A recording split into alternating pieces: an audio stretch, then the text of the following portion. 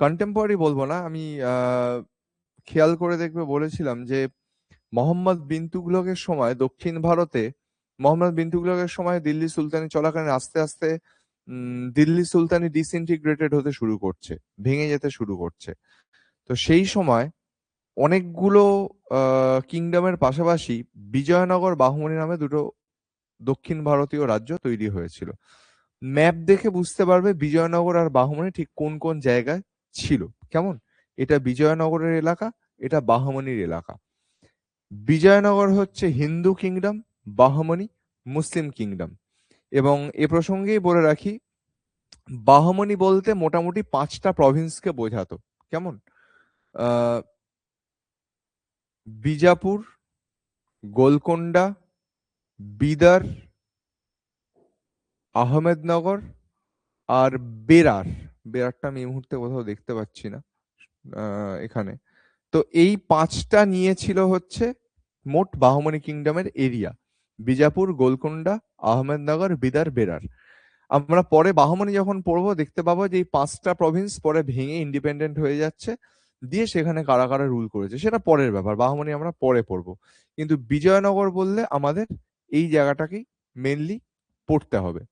এবার সেইটার উপর বেস করে যদি আমরা এগোই, তাহলে এখান থেকে আমাদের একইভাবে পড়তে হবে যে কোন কোন ডাইনেস্টি বা তার আন্ডারে কোন কোন রাজা রাজত্ব করেছিলেন সেটা ভালো করে একটু বুঝে নিয়ে আমাদের পড়তে হবে। তো সেই অনুযায়ী বেসিক কয়েকটা ইনফরমেশন দিয়ে আমরা শুরু করব। কেমন? প্রথম কথা যেটা পাতি প্রশ্ন আসে, who are the founders of Vijayanagar kingdom? বিজয়নগরের প্রতিষ্ঠাতা কারা? একদম বেসিক প্রশ্ন, পরীক্ষায় যে কোনো রকম ভাবে আসে। ডাব্লিউবিসিএস যদি দাও এ প্রশ্ন দেখতে পেতেই পারো। কেমন? দুই ভাই হরিহর, বুক্ক। টেকনিক্যালি বলতে গেলে হরিহর 1, বুক্কা 1, কিন্তু সাধারণত বইপত্রে দেখবে লেখা থাকে হরিহর অ্যান্ড বুক্কা। ইউপিএসসির বইগুলোতে একদম এইভাবেই লেখা থাকে 1, 2 বলে। কেমন? কিন্তু নর্মালি এমনি বইপত্র ঘাঁটলে হরিহর ও বুক্ক এভাবেই লেখা থাকে। এবার যদি আমরা বিজয়নগর তৈরির ব্যাকগ্রাউন্ড জানতে চাই, সেখানে প্রথম কথা হচ্ছে এই যে দেখতে পাচ্ছ ওয়ারাঙ্গল বলে জায়গাটির কথা এখানে বলা আছে। এই যে ওয়ারাঙ্গল, কেমন? এই ওয়ারাঙ্গলে কাকাতিয়া ডাইনেস্টি বা কাকাতিয়া বংশ বলে একটি বংশ রাজত্ব করত। এরা দুই ভাই সেখানকার রাজা প্রতাপরুদ্রর আন্ডারে কাজকর্ম করতেন। যখন মোহাম্মদ বিন তুগলক অ্যাটাক করলেন দক্ষিণ ভারত, তখন তিনি এই কাকাতিয়া রাজ্য দখল করে নিলেন এবং অন্যান্য অনেক বন্দির সঙ্গে এই দুই ভাইকেও বন্দি করে দিল্লি নিয়ে চলে গেলেন এবং তাদেরকে ইসলামে কনভার্ট করে দিলেন। এটা খুব কমন প্র্যাকটিস ছিল সেই সময়কার। ঠিক আছে? তাহলে দ্বিতীয় কথা যেটা মাথায় রাখতে হবে, এরকম প্রশ্ন তোমরা ঘাটাঘাটি করলে দেখতে পাবে যে বিজয়নগর কিংডম যখন এস্টাবলিশড হয়, দিল্লিতে কার রাজত্ব? সেটা অবভিয়াসলি মোহাম্মদ বিন তুগলক। কেমন? এবার এদেরকে আবার নতুন করে হিন্দু ধর্মে রিকনভার্ট করা এবং তাদেরকে পরামর্শ দেওয়া যে তোমরা দক্ষিণ ভারতে গিয়ে একটা হিন্দু রাজ্য প্রতিষ্ঠা করো, সেই কাজটি যিনি করেছিলেন তার নাম বিদ্যারণ্য বা মাধব বিদ্যারণ্য, হিন্দু সাধক একজন। এর উদ্যোগে মূলত দে ওয়ার রিকনভার্টেড টু হিন্দুইজম। আবার তারা হিন্দু ধর্মে পুনরায় ফিরে এলো এবং তারই উদ্যোগে, তারই পরামর্শে দক্ষিণ ভারতে তুঙ্গভদ্রা নদীর তীরে তারা একটা নতুন রাজ্য তৈরি করলেন, যেটার নাম হচ্ছে বিজয়নগর। যেটা অরিজিনালি নাম ছিল বিদ্যানগর, সেখান থেকে বিজয়নগর। মানেগুলো বলা আছে।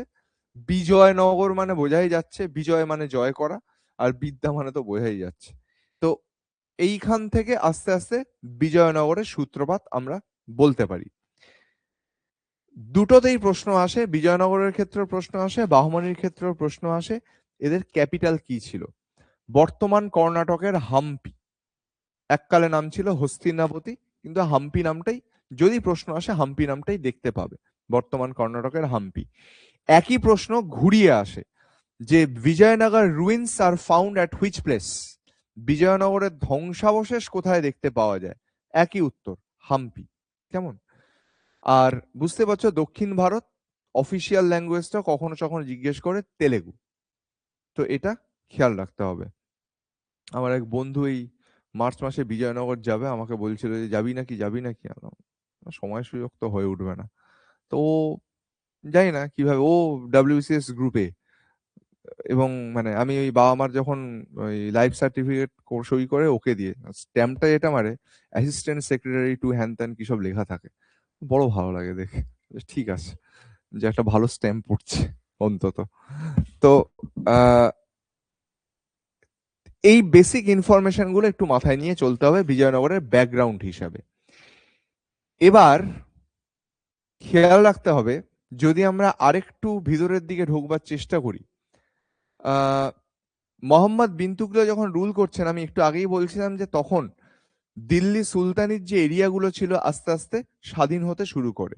তো বিজয়নগরের রাজারা গ্র্যাজুয়ালি এই হোয়সাল, মাদুরাই এই জায়গাগুলো একটু একটু করে দখল করতে শুরু করছে। বিজয়নগর কিন্তু এস্টাবলিশড হয়েছিল 1336-এ, কোথাও লেখা আছে কিনা আমি খেয়াল করতে পারছি না। হ্যাঁ এই তো 1336-এ।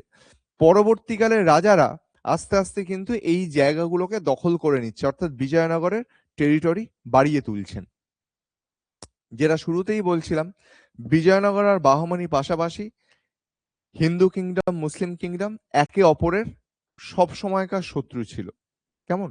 The main rival of the Vijayanagara rulers was the Bahmani kingdom.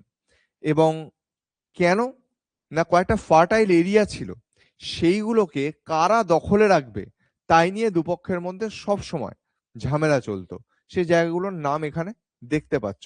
কিন্তু ডাব্লিউবিসিএস বলো বা অন্যান্য পরীক্ষায় বলো, যখন এই প্রশ্নটা দেয় যে কোন এরিয়াকে কেন্দ্র করে বিজয়নগর বাহুমানির মধ্যে সমস্যার সৃষ্টি হয়েছিল, ওভার হুইচ এরিয়া, তখন কিন্তু আমাদের একটাই উত্তর বেছে নিতে হয়, সেটা হচ্ছে রায়চুর দোয়াব।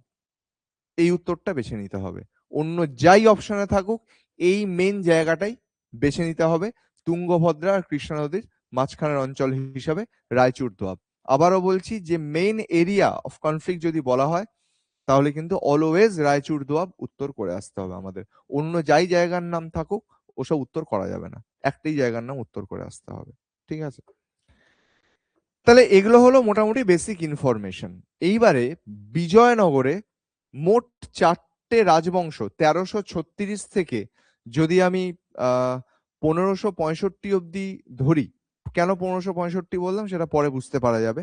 এই সময়টা যদি আমি ধরি, তাহলে আমরা দেখতে পাবো মোট 4টে রাজবংশ রাজত্ব করেছে। 1565 পরেও করেছে, কিন্তু আমি মেনলি 1565 ধরবো। 4টে ডাইনেস্টি। আমাদের কিন্তু এই 4টে ডাইনেস্টি এবং তাদের আন্ডারে রাজাদের নাম খুব ভালো করে খেয়াল রাখতে হবে। যেহেতু তোমাদের ইউপিএসসি রিলেটেড আলোচনা করতে হচ্ছে, তাই পয়েন্টের সংখ্যা অনেক বেশি। কি হয়েছে? বৃষ্টি পড়ছে?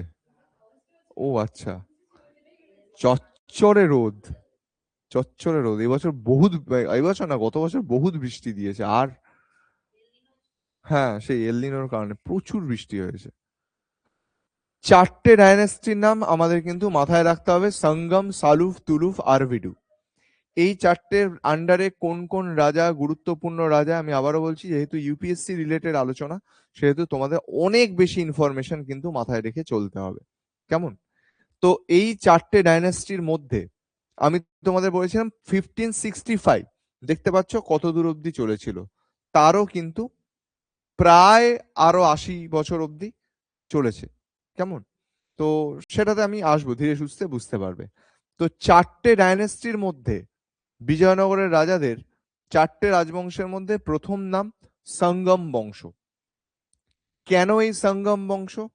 তার কারণ এই যে হরিহর আর বুক্কা, হরিহর 1 বুক্কা 1, তাদের বাবার নাম ছিল সঙ্গম। সেই কারণে এই বংশের নাম সঙ্গম বংশ বা সঙ্গম ডাইনেস্টি হিসাবে আমরা দেখতে পাচ্ছি। তাহলে ফাউন্ডার দুজন, হরিহর 1 বুক্কা 1, প্রথম পাওয়ারে আসছেন হরিহর 1। হরিহর 1, যেটা আগেও বলেছিলাম যে তিনি হোয়েসেল কিংডম দখল করছেন। ফাইন।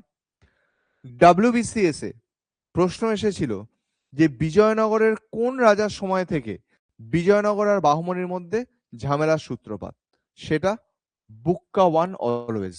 তার সময় থেকে বিজয়নগর বাহমানি ওই এরিয়াগুলোকে কেন্দ্র করে লড়াইয়ে ক্রমশ জড়িয়ে পড়ছে। ইউপিএসসি তে প্রশ্নটা এসছিল যে বিজয়নগরের কোন রাজা চীনে দূত পাঠিয়েছিলেন, কেমন, সেটা বুক্কা ওয়ান চীনে দূত পাঠিয়েছিলেন, এবং যেহেতু এটা হিন্দু কিংডম তার উপাধি ছিল বেদ মার্গ প্রতিষ্ঠাপক। বেদের মার্গ বা রাস্তা যিনি প্রতিষ্ঠা করছেন, বেদের পথে যিনি এগোচ্ছেন, বেদকে ফলো করছেন, তিনি হচ্ছেন বেদ মার্গ প্রতিষ্ঠাপক, প্রতিষ্ঠা করছেন। কেমন, টাইটেল গুলো একটু আলাদা করে আমাদের মাথায় রাখতে হবে। এখানে প্রচুর লোকের প্রচুর টাইটেল আছে, ওগুলো একটু দেখে নিতে হবে আমাদের আলাদা করে। বিজয়নগর সাম্রাজ্যের সাম্রাজ্য বিস্তার বা টেরিটরি এক্সপ্যানশন কিন্তু এই সময় থেকেই স্টার্ট হয়ে যাচ্ছে। যেমন এই বুক্কাওয়ানের ছেলে কুমার কম্পন, তিনি ওই যে শুরুতেই বলেছিলাম হোয়সাল কিংডম, মাদুরাই এসব দখল করেছিল, মাদুরাই তিনি দখল করে নিচ্ছেন 1377-এ। এবং এই যে কুমার কম্পন বুক্কাওয়ানের ছেলে মাদুরাই দখল করছেন, এটা ইউপিএসসি তে বহুবার এসছে প্রশ্ন, যে কুমার কম্পনের স্ত্রী গঙ্গা দেবী এইটা মাদুরা বিজয়ম এই বইতে মেনশন করে গেছেন, দ্যাটস ওয়াই আমরা জানতে পারছি। কেমন, এই বইয়ের নাম পরীক্ষায় দেয়, ভালো করে খেয়াল রেখো। মাদুরা বিজয়ম কাল লেখা, বা বিজয়নগরের রুলাররা যে মাদুরাই ক্যাপচার করেছিলেন, অ্যানেক্স করেছেন, সেটা কোন বইয়ের থেকে জানা যাচ্ছে, এরকম প্রশ্নপত্র দেখতে পাবে। তো সুতরাং এটা খেয়াল রাখতে হবে। এবং আমি সবসময় বলে থাকি যে সম্ভব হলে শরদিন্দু বন্দ্যোপাধ্যায় তুঙ্গভদ্রার তীরে একবার পড়ে নিতে পারো। শুনেছো? হ্যাঁ, তাহলেও চলবে। তুঙ্গভদ্রার তীরে পড়ার আরামটা আলাদা। আমি শুনিনি পড়ার, হ্যাঁ সানডে সাসপেন্সে ছিল, আমি শুনিনি, কিন্তু পড়ার যে আরাম, আমি না হোক অন্তত 200 বার পড়েছি, যতবার পড়ি আমার ততবার ভাল লাগে। বিজয়নগর সম্বন্ধে জানার ইন্টারেস্ট বেড়ে যায় যতবার আমি জিনিসটা পড়ি। হ্যাঁ ও তো হ্যাঁ,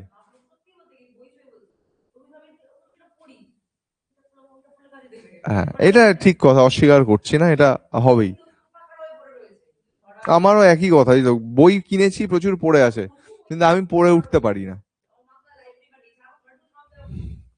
আমিও পড়ে উঠতে পারি না আনফরচুনেটলি, কিন্তু তুঙ্গভদ্রা তীরেটা পড়ে মনে হবে হ্যাঁ বিজয়নগর সম্বন্ধে একটু জানা যেতে পারে। এত অসামান্য উপন্যাস, এটা ফিকশন, কিন্তু ওই এত একটা অদ্ভুত ব্যাপার, বিজয়নগর রাজার উড়িষ্যা ক্যাপচার করছেন, সেখানে ট্রিটি হচ্ছে, রাজকন্যারা আসছে, এরা দুর্দান্ত একটা গল্প। বাহমনির সাথে কনফ্লিক্টটা কিভাবে দেখাচ্ছে, এক্সেলেন্ট, ভাল লাগবে পড়লে।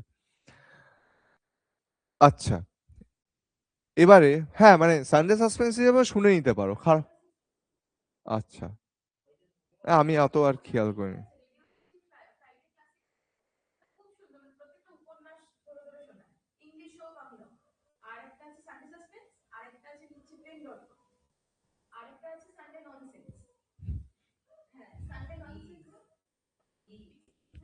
না আমার বন্ধু আছে পুষ্পল, ও রেডিও মির্চিতে আছে, ও আমাকে প্রায়শই যখন কিছু ট্রান্সলেট করে, বিশেষ করে শার্লক হোমস গুলো যখন করে, তখন আমাকে বলে শুনিস আমি ট্রান্সলেট করেছি, কিন্তু আর পুষ্পল পুষ্পলের মতো বলে যায়, আমি আমার মতো চলি, শোনা হয় না। ও আমাকে লিঙ্ক গুলোও পাঠিয়ে দেয়, কিন্তু আমার হয়ে ওঠে না।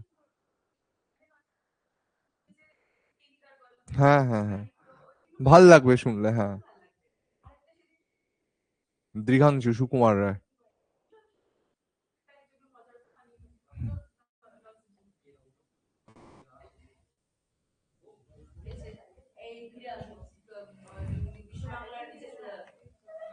আচ্ছা, এবারে এরপর বুক্কা ওয়ানের পর পাওয়ারে আসছেন সঙ্গম ডাইনেস্টিতে হরিহর টু। এগুলো একটু ডিফিকাল্ট ব্যাপার, Harihara one, Bukka one, Harihara two, একটু ডিফিকাল্ট ব্যাপার। এবং বুক্কা ওয়ানের পরে যে হরিহর টু পাওয়ারে আসছেন, তিনি আরো সাম্রাজ্য বিস্তার করছেন, কোন কোন জায়গা দখল করে সেটা দেখতেই পাচ্ছ, তামিলনাড়ুতে অব্দি ঢুকে যাচ্ছেন, ত্রিচিনাপল্লী বা তিরুচিরাপল্লী, কাঞ্চিপুরম এগুলোতে ঢুকে যাচ্ছেন। তার মানে বিজয়নগর সাম্রাজ্য আরো বাড়তে শুরু করছে। এই হরিহর টু প্রথম ব্যক্তি যিনি বিজয়নগরের রাজাদের মধ্যে মহারাজাধিরাজ উপাধি নিয়েছিলেন।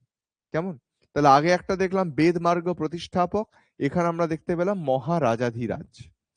এই অবধি খুচরো রাজারা রাজত্ব করেছে, এইবারে আসল রাজাদের নামে আমরা ঢুকবো। কেমন, দেবরায়া ওয়ান বা প্রথম দেবরায়, তিনি প্রথম গুরুত্বপূর্ণ একজন শাসক, বিজয়নগরও বলতে পারো, সঙ্গমেরও বলতে পারো। দেখা যাচ্ছে যে তিনি হেরে যাচ্ছেন বাহমনির শাসক তাজউদ্দিন ফিরোজ শাহর কাছে। এ লোকের নাম আবার পরে পাবো আমরা। এবং তিনি বাধ্য হচ্ছেন তার মেয়ের সঙ্গে সুলতানের বিবাহ দিতে। সবচেয়ে খারাপ দিক এগুলো। তো এটা একটা গুরুত্বপূর্ণ বিষয়, ভালো করে মাথায় রাখবে, কেমন, গুরুত্বপূর্ণ শাসক হওয়া সত্ত্বেও। এবং ইউপিএসসিতে এটাও একটা প্রশ্ন আসে যে তুঙ্গভদ্রা বরাবর ড্যাম বা বাঁধ বিজয়নগরের কোন রাজা তৈরি করিয়েছিলেন? দেবরায় 1। এই যে নোটটা তোমরা পরে হাতে পাবে, এখান থেকে কার সময় কোন ট্রাভেলার এসছিলেন এই নামগুলোকে আলাদা করবে। কোন ট্রাভেলার কোন দেশের কার সময় এসছিলেন এগুলোকে আমাদের কিন্তু আলাদা করতে হবে। যেমন প্রথম নামই আসবে নিকোলো ডি কন্টি, ইটালির ট্রাভেলার, ইটালির ভেনিস থেকে এসেছিলেন, ভেনিসিয়ান বা ইটালিয়ান ট্রাভেলার নিকোলো ডি কন্টি। তিনি দেবরায়া 1 এর সময় কিন্তু ভারতবর্ষে বা বিজয়নগরে এসেছিলেন। এবং এই যে এরা এসছিল, এদের ডেসক্রিপশন থেকে বিজয়নগরের কিন্তু একটা ক্লিয়ার পিকচার পাওয়া যাচ্ছে। বিজয়নগরের সোশ্যাল স্ট্রাকচার, রাস্তাঘাট কিরকম ছিল, লোকজন কিরকম ছিল, এই সমস্ত কিছু। এই যে শরদিন্দু বন্দ্যোপাধ্যায়ের উপন্যাস বললাম, উনি কিন্তু এগুলোর উপর বেস করেই লিখেছেন। তখন তো এত গুগল বা এত বইপত্র ছিল না, কিন্তু এত চমৎকার লেখা, তিনি কিন্তু এইসব বইপত্রের থেকে ইনফরমেশন নিয়ে বিজয়নগরের ডেসক্রিপশন যখন আমি উপন্যাসে পড়ছি মনে হচ্ছে চোখের সামনে জীবন্ত। তো এইগুলোই ডেসক্রিপশন। কি বলছে? He describes that Vijayanagar had 90,000 potential soldiers, বিরাট বড় আর্মি ছিল। এবং হিন্দু কিংডম, সেখানে নবরাত্রি, দীপাবলি এগুলোও কিন্তু ধুমধাম করে পালন করা হতো। তো এইগুলো আমাদের সামনে একটা ইনফরমেশন চলে আসছে যে এগুলো হতো। তবে এই বংশের সঙ্গম ডাইনাস্টির বেস্ট রুলার বলা হয় দ্বিতীয় দেবরায়কে। এই তুঙ্গভদ্রার তীরে এর উপর বেস করে লেখা, দেবরায় 2 এর উপর বেস করে লেখা।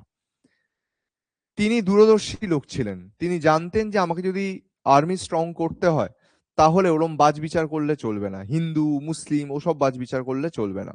তিনি মুসলিম তীরন্দাজ, তারা খুব দক্ষ তীরন্দাজ হয়, তাদেরকে অ্যাপয়েন্ট করছেন আর্মিতে।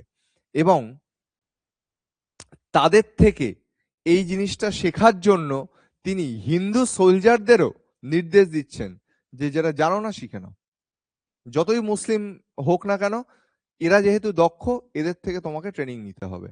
একটা আর্মিকে তৈরি করতে গেলে ঠিক এটাই করা দরকার, ওরকম ভেদাভেদ করলে চলবে না। যখন যেটা দরকার তখন সেটাই করতে হবে আমাদেরকে।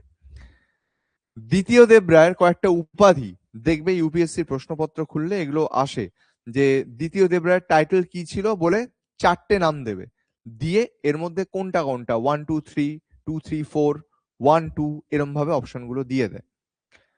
ইম্মাদি দেবরায়, প্রৌঢ় দেবরায়। প্রৌঢ় মানে আমরা জানি বৃদ্ধ, কিন্তু এখানে প্রৌঢ় মানে অভিজ্ঞ, এক্সপিরিয়েন্সড, সেই হিসাবে প্রৌঢ় বলা হচ্ছে। হ্যাঁ, প্রৌঢ় ব্যক্তি মানে বয়স্ক লোক, কিন্তু এখানে বয়স্ক হিসাবে সংস্কৃত শব্দ ব্যবহার হচ্ছে না। তিনি বহু দুনিয়া বহু দেখে ফেলেছেন, এক্সপিরিয়েন্সড মানুষ, সেই কারণে প্রৌঢ় দেবরায় এই উপাধিটা তার ছিল। কয়েনের ব্যাপারে আমাদের আসতে হবে, কয়েন আলাদা করে আমাদের পড়া দরকার। প্রথমেই মনে রাখবে যে দক্ষিণ ভারতে এই যে বিজয়নগর, এদের গোল্ড কয়েন গুলোকে বলা হয় বরাহ। কেমন? বরাহ কয়েন্স। বরাহ কেন? বরাহ মানে কি? ব্যাস, একদম। তাহলে একটা কয়েনের সাথে শুকরের কি লিঙ্ক থাকছে? বিষ্ণুর অবতার, সেই কারণে এদের কয়েনগুলো সেই রকম। কেমন? বরাহ কয়েন বলা হচ্ছে। দ্বিতীয় দেবরায়ের এই বরাহ বা গোল্ড কয়েনে তাকে বলা হচ্ছে গজবেতে কারা।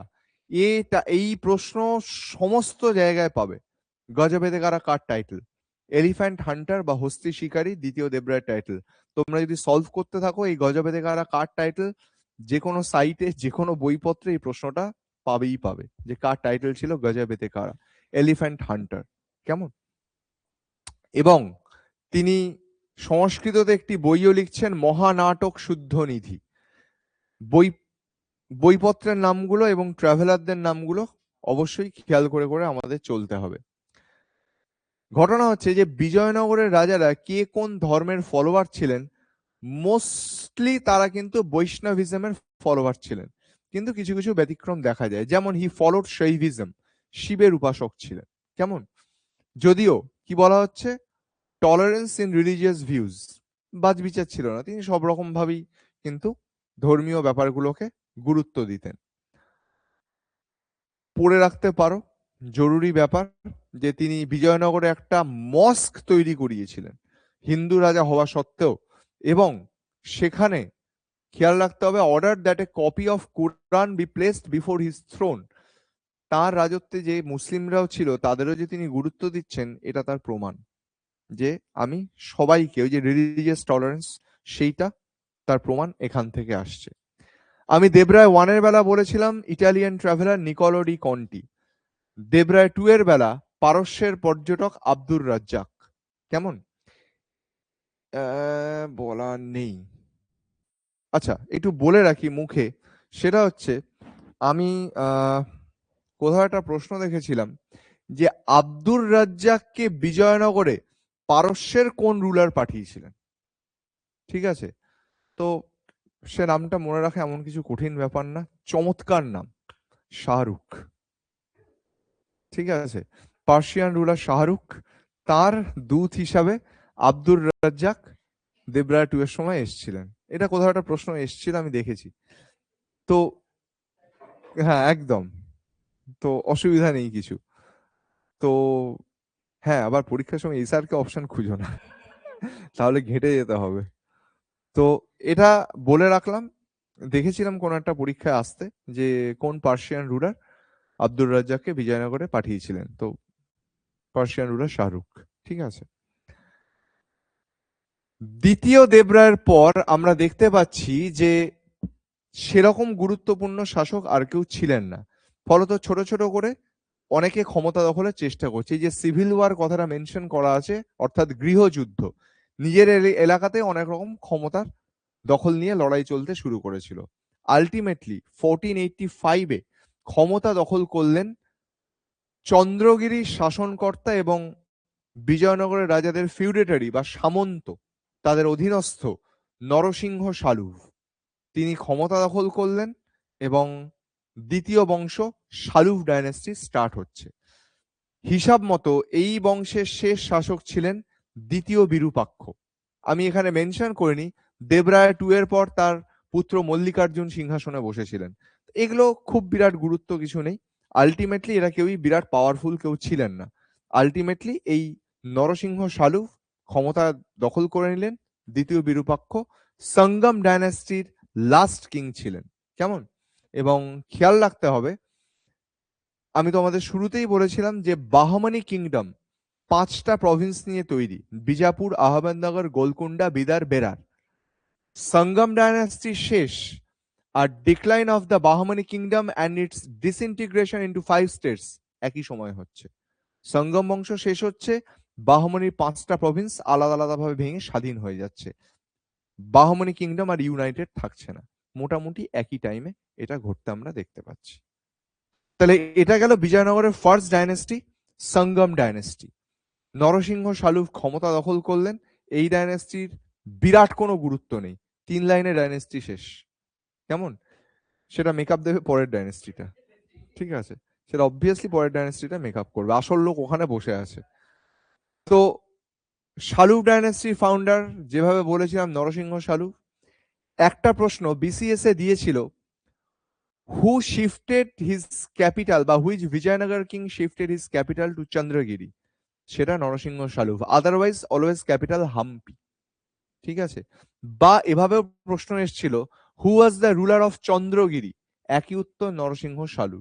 এই সময় শুধুমাত্র ক্যাপিটালটা চন্দ্রগিরিতে পার্মানেন্টলি শিফট করা হয়েছিল, তারপর আবার জেকে সেই। তো এটা আমাদের খেয়াল করে চলতে হবে। আর এই বংশের শেষ শাসক ইম্মাদি নরসিংহ। কেমন? এর পুত্র ইম্মাদি নরসিংহ, কিন্তু ইনি নাবালক থাকায় মূল ক্ষমতা হাতে ছিল মন্ত্রী নরসা নায়কের হাতে, কিন্তু ইনি ভদ্রলোক, নাবালককে সরিয়ে ক্ষমতা দখল করে সিংহাসনে বসেননি, তিনি এর হয়ে শাসন ব্যবস্থা চালিয়ে গিয়েছিলেন। কিন্তু এর পুত্র অতটা সুবিধার লোক ছিল না, সে নরসা নায়কের পুত্র বীর নরসিংহ সে কিন্তু চট করে এই ইম্মাদি নরসিংহকে সরিয়ে দিয়ে ক্ষমতা দখল করে ফেললো। সেখান থেকে শুরু হয়ে যাচ্ছে থার্ড ডাইনেস্টি, তুলুভ ডাইনেস্টি, যার ফাউন্ডারের নাম বীর নরসিংহ। কেমন? তাহলে সঙ্গম ডাইনেস্টির ফাউন্ডার হরিহর অ্যান্ড বুক্কা বা হরিহর ওয়ান বুক্কা ওয়ান, শালুভ ডাইনেস্টির ফাউন্ডার নরসিংহ শালুভ, আর তুলুভ ডাইনেস্টির ফাউন্ডার বীর নরসিংহ। বুঝতে অসুবিধা হলে বলো, কোথাও যদি অসুবিধা হয়। এই বীর নরসিংহ ম্যারেজ ট্যাক্স অ্যাবলিশ করেছিলেন। কেমন? ম্যারেজ বা বিবাহ করতে গেলে এখনো আমাদের কিন্তু ট্যাক্স দিতে হয়। রেজিস্ট্রি বলে যে বস্তুটি করতে হয় তার মানে হচ্ছে আমি সরকারের কাছে নথিবদ্ধ করছি, তাকে ট্যাক্সও দিচ্ছি। কেমন? তো এটা তিনি তুলে দিয়েছিলেন। বীর নরসিংহের পর ক্ষমতায় এসেছিলেন তার, যাকে বাংলায় বলে বৈমাত্রেয় ভাই, হাফ ব্রাদার, কৃষ্ণদেব রায়া। কেমন? হ্যাঁ, বাংলায় এটাকে তাই বলে, বৈমাত্রেয় ভাই। মা আলাদা, মা আলাদা। হ্যাঁ,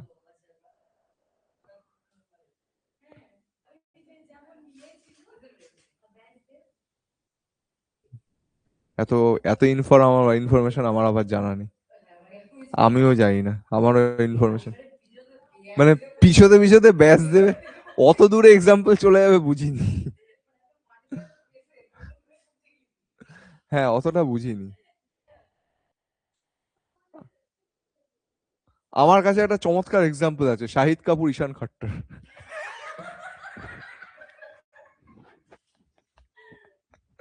এটা একদম পারফেক্ট এক্সাম্পল।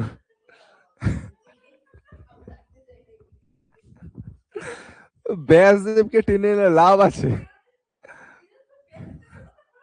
এই এক্সাম্পলটা কত সুন্দর এক্সাম্পল, বুঝতেও সুবিধা হবে।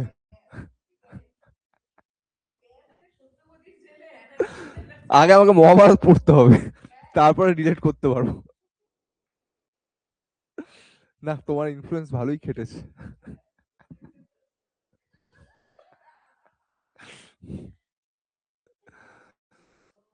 আচ্ছা, এইবারে একটা গল্প আছে।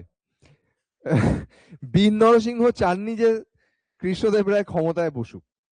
বীর নরসিংহ চেয়েছিলেন তার পুত্র সিংহাসনে বসুক, কিন্তু তিনি যখন অসুস্থ ছিলেন, দেখো লেখা আছে, গল্পটা চমৎকার।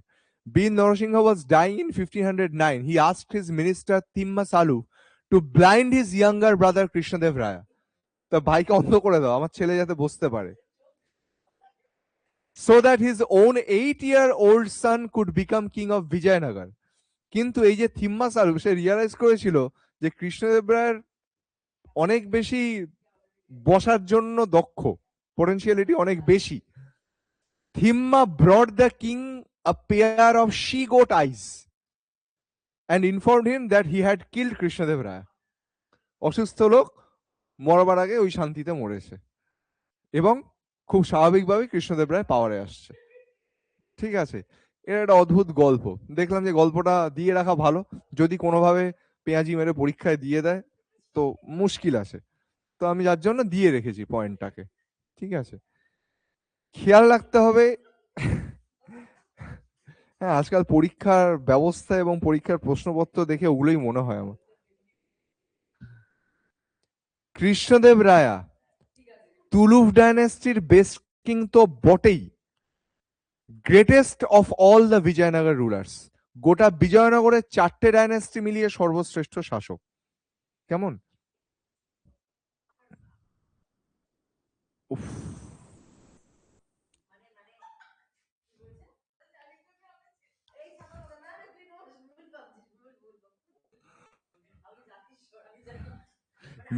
বিয়ে হোক ছেলে হোক,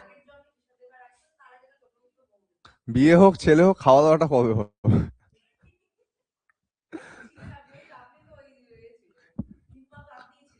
ও, তাও ভালো, আমি ভাবলাম ক্যাটারের দায়িত্ব আমি ছিলাম।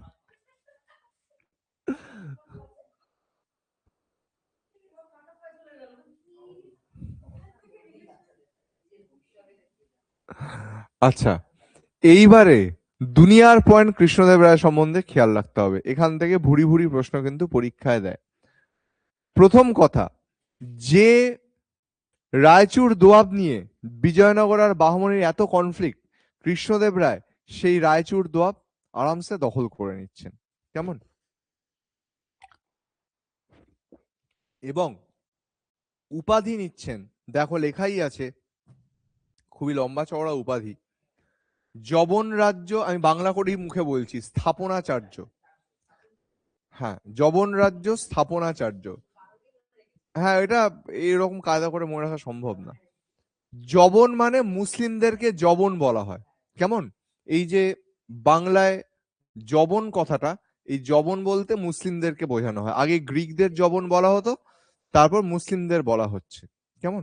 তো এই যবন রাজ্য, দ্যাট ইজ বাহমানি কিংডম, সেখানে নিজের কর্তৃত্ব স্থাপন করছেন বলে উপাধি নিচ্ছেন সংস্কৃতে যবন রাজ্য স্থাপনাচার্য। এমনকি তিনি উড়িষ্যার গজপতি বংশের রাজা প্রতাপরুদ্রকে পরাজিত করছেন এবং প্রতাপরুদ্রর কন্যা অন্নপূর্ণা দেবীকে বিবাহ করছেন এবং আরো একটা টাইটেল নিচ্ছেন, গজপতি সপ্তাঙ্গ হরণ। কেমন? গজপতি সপ্তাঙ্গ হরণ। তো মোটামুটি গজপতি সবই লুটপাট করে এনে নিয়েছে।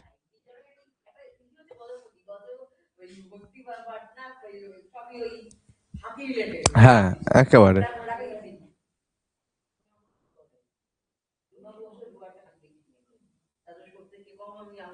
না, ডুয়ার্সে কাজিরাঙায় আমি ঢেলে হাতি দেখেছি। হাতি, গন্ডার, হাতি গন্ডার প্রচুর প্রচুর প্রচুর দেখেছি। কাজিরাঙাতে গিয়ে পশু পাখির অভাব নেই, প্রচুর দেখেছি, আমি ছবি দেখাবো পরে। এইখানে মডার্ন ইন্ডিয়াতেও পড়তে হবে, এখানেও পড়তে হবে, এই কৃষ্ণদেব রায়ের সঙ্গে পর্তুগিজদের সুসম্পর্ক ছিল। আরো ভালো করে বলতে গেলে ভারতবর্ষের second Portuguese governor Alfonso D Albuquerque, তার সাথে সুসম্পর্ক ছিল। এবং এই পয়েন্টটা ভালো করে খেয়াল রাখবে বিসিএস সহ সব পরীক্ষার জন্য। আলবুকার্ক, হ্যাঁ আসে, এই প্রশ্নটা ভীষণ দেয়। হ্যাঁ, এটা এটা মানে বললাম তো, ঢেলে ঢালাও এই প্রশ্নটা দেয়। আলবুকার্ক কৃষ্ণদেব রায়ের সহায়তায় গোয়া দখল করছেন 1510 সালে। বাহমনির যে 5টি অংশ, তার মধ্যে বিজাপুরের আন্ডারে ছিল গোয়া। এই গোয়া দখল করছেন আলবুকার্ক কৃষ্ণদেব রায়ের সাহায্যে। কৃষ্ণদেব রায় কেন সাহায্য করছেন? না, বাহমনির অংশ হচ্ছে বিজাপুর, তার আন্ডারে গোয়া। বিজাপুর বা বাহমনি হচ্ছে কৃষ্ণদেব রায়ের শত্রু, শত্রুর শত্রু আমার বন্ধু। তো সেই সোর্সে তিনি, কৃষ্ণদেব রায় পর্তুগিজদের সাহায্য করছেন এবং আলবুকার্ক চমৎকার ভাবে গোয়া দখল করছে। আমরা যখন মডার্ন ইন্ডিয়া পড়বো দেখতে পাবো এই গোয়া 1530 নাগাদ পর্তুগিজদের ক্যাপিটালে পরিণত হচ্ছে, নিনোডা কুনহার সময়। কেমন? তার আগে অব্দি কোচিন ছিল, সেখান থেকে গোয়াতে শিফট করা হচ্ছে 1530-এ, মানে এরও প্রায় 20 বছর পরে। সেটা আমরা মডার্ন ইন্ডিয়ার সময় দেখে নেব। এমনকি আলবুকার্ককে তিনি ভাটকলে একটি দুর্গ বা সামরিক বেস তৈরি করবারও অনুমতি দিচ্ছেন, এতটাই সুসম্পর্ক ছিল। ইনফ্যাক্ট পর্তুগিজরা বেকায়দায় পড়ছে, এখন বিজয়নগরের ডাউনফল শুরু হচ্ছে। ভারতীয় কারোর সঙ্গে আর সেরকম কোনো তাদের কন্ট্যাক্ট বা ইন্টিগ্রিটি থাকছে না সেরকম ভাবে। দোভাষী থাকতো, সব জায়গায় দোভাষী থাকতো, সমস্ততে। মাঝখানে মানে একজন রাখা থাকতো যেগুলো করতো সঙ্গে, মানে লোকাল লোক হিসেবে সঙ্গে থাকতো। কিছু করার নেই। হ্যাঁ,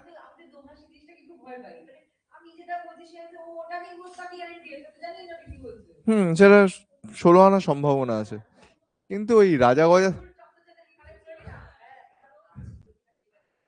এবার রাজা গজাদের সঙ্গে এইগুলো কেউ করবে না, এটা ধরে নেওয়া যায়। রাজা গজা লেভেলে এই কেস হবে না, তো ওই আর কি। হ্যাঁ হ্যাঁ, ওই স্বভাবটা।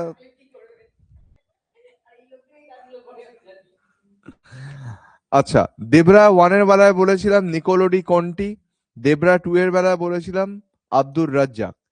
কৃষ্ণদেব রায়ের বেলায় দুজন Portuguese traveller, Domingo page Barbosa, Domino's বলিনি, ডমিঙ্গো পেজ আর দুয়ারে বারবোসা। ঠিক আছে, দুয়ার্তে।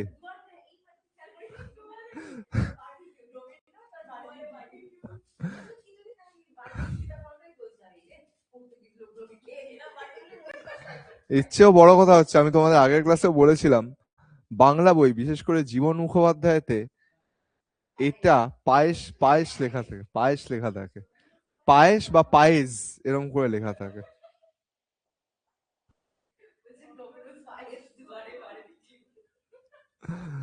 যাই হোক, এই চক্করে আসল নাম হাত থেকে বেরিয়ে না যায়।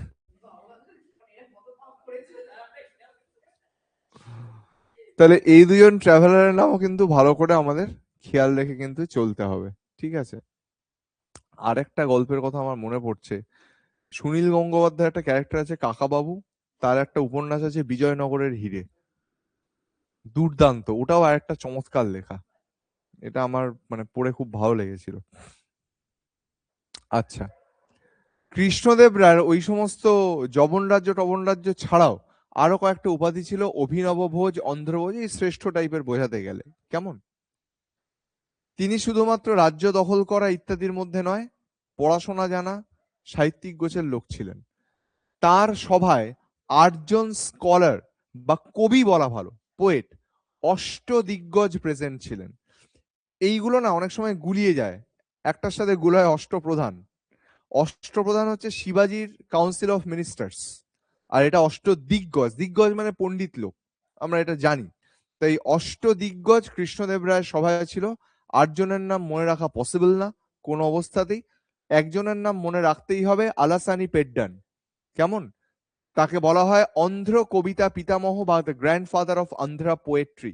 অন্ধ্র কবিতা তার হাত দিয়ে শুরু হয়েছিল, যিনি মনু চরিতম বলে একটি বই, এটা খুব দেয় পরীক্ষায়, আর হরিকথা সরম সামু, এই দুটো বই লিখেছিলেন। এটা ইউপিএসসির জন্য তোমাদের দরকার, আর এটা এমনি আসতে পারে, কিন্তু এইটা ইউপিএসসি তে মাঝে মধ্যে পড়ে, ওই একই ভাবে বইয়ের নাম দিয়ে বলে পেড্ডানের লেখা কোন কোন বইয়ের মধ্যে রয়েছে, ঠিক আছে। 8জনের মধ্যে আরেকজনের নাম আমি এখানে মেনশন করে রাখবো, তেনালিরাম বা তেনালি রামান বা তেনালি রামালিঙ্গম। প্রচুর গল্প আছে, কার্টুন আছে, আমি যখন ছোট ছিলাম সিরিয়াল হতো তেনালিরামকে নিয়ে। হ্যাঁ, তো ইনিও এই অষ্টদিগ্গজের মধ্যে একজন ছিলেন, কেমন।